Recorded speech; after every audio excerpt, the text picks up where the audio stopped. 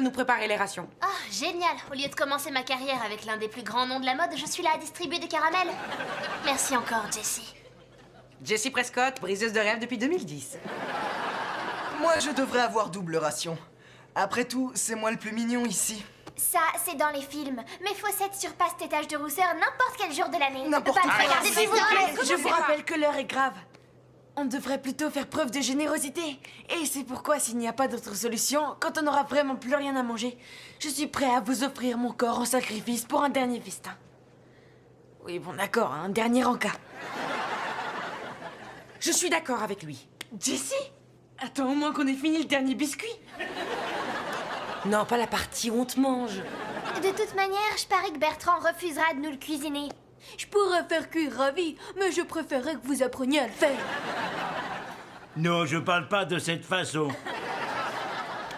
On s'en moque. Je suis d'accord avec lui. C'est pas le moment d'être égoïste. Puisque vous n'êtes pas capable d'être gentils les uns envers les autres, c'est moi qui vais préparer les rations. Quoi? Que personne ne mangera vie en mon absence. Jessie? Je voulais te dire que je m'en veux d'avoir été égoïste. Merci pour tes excuses, mais t'auras pas de gâteau en plus. Oh, c'est pas juste! Ça m'a pris au moins 1 heure pour écrire mon discours. Oh, Bertrand, les filles, j'ai besoin de vous.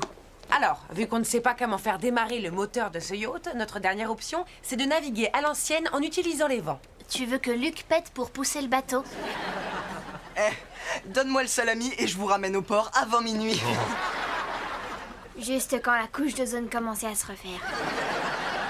Non, ce que je demande, c'est que Bertrand et les filles fabriquent une voile. Oui, vous voulez dire que je fabrique une voile. Parce que si vous me donnez ces deux-là comme aide, c'est de toute façon moi qui ferai le travail. Si Arturo Vitali me trouve assez doué pour m'engager, je dois pouvoir coudre une voile. Je veux que la plupart d'entre nous rentrent au port. Pourquoi je me sens comme exclue? Bon, Yuri, vous allez me donner un coup de main? J'adorerais, mais je pense être plus compétente en tant que superviseuse. T'en fais pas, Jessie. Avec ma poigne, tout sera prêt en 1 heure.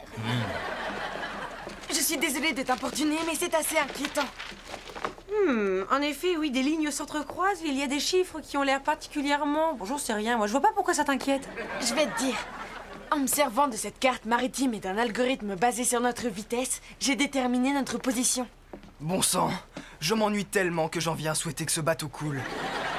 J'étais donc en train de dire que j'ai constaté qu'au lieu de se rapprocher des côtes, on s'en éloigne de plus en plus. Et j'ai peur d'avoir des nouvelles encore plus effroyables. Laisse-moi deviner, il y a un crabe qui te pince? Non. Non, mais je rêve, c'est aussi têtu qu'une mule, cette bestiole. Et donc, d'après le radar de contrôle, on est en train de se diriger tout droit vers une énorme tempête. Quoi? Ok, écoutez-moi, on doit absolument fermer les écoutilles. Quelqu'un peut me dire où se trouvent les écoutilles? Et qu'est-ce que c'est qu'une écoutille?